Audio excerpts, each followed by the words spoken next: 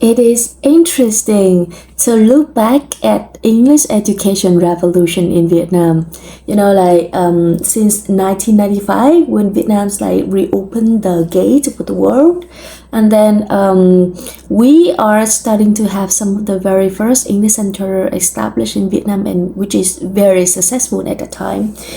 You can count as VUS, very premium brand, and Human as a little bit more affordable one.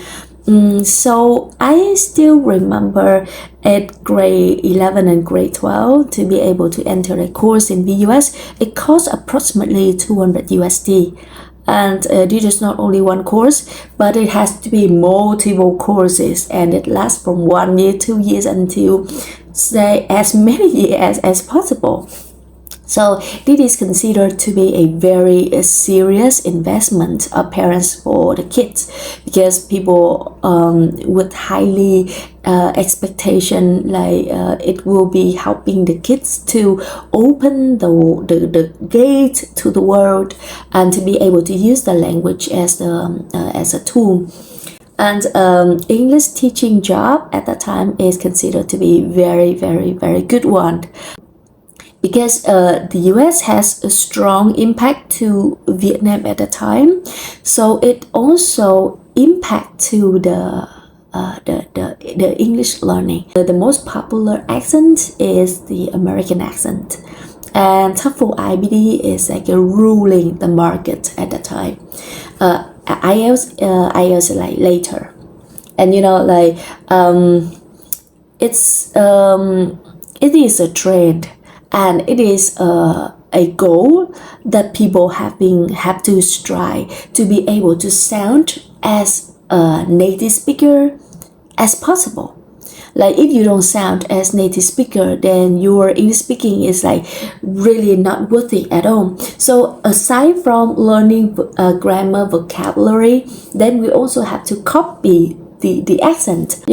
After that, as the rising of the neighbor countries, we can also call it the Asian fever.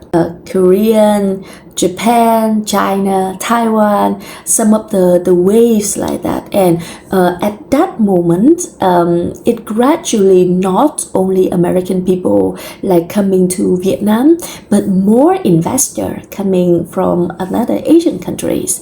Then it's also impacting, at first, people also trying to speak as native speaker as possible, but then they could not help, because each of the country, they have their own very distinguished accent, and not everyone can speak like native speaker. So it's also impacting the way Vietnamese people thinking.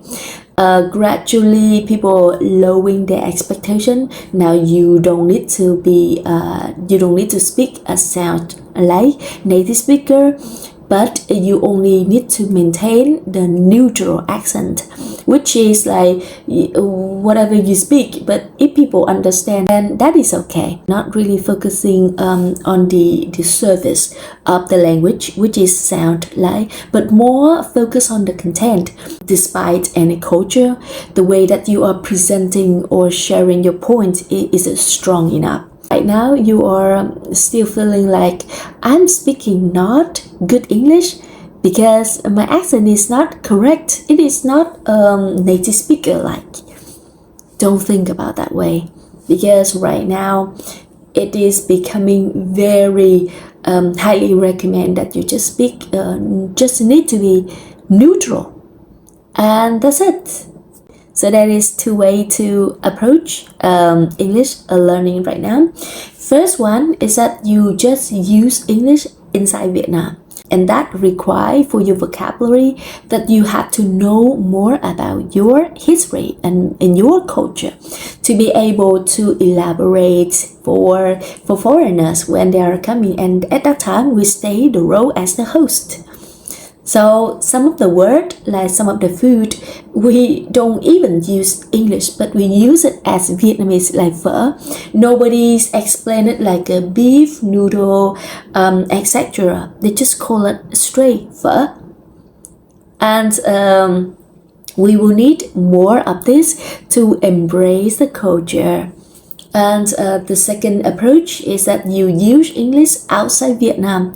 At that time, if you stay in Spain, if you stay in Germany, and it has to be adapt and adopt the culture of where you are speaking. Like even if you're speaking in English in Germany, then it has to be with the culture. You have to be adopted with the culture also, the pure English language, right? Then right now, the language is just a tool. The feeling of incomplete because your accent that is not true, that is not really exist right now. So I hope that you embrace your voice, you enjoy learning the language just like a tool to be able to connect with the people around the world.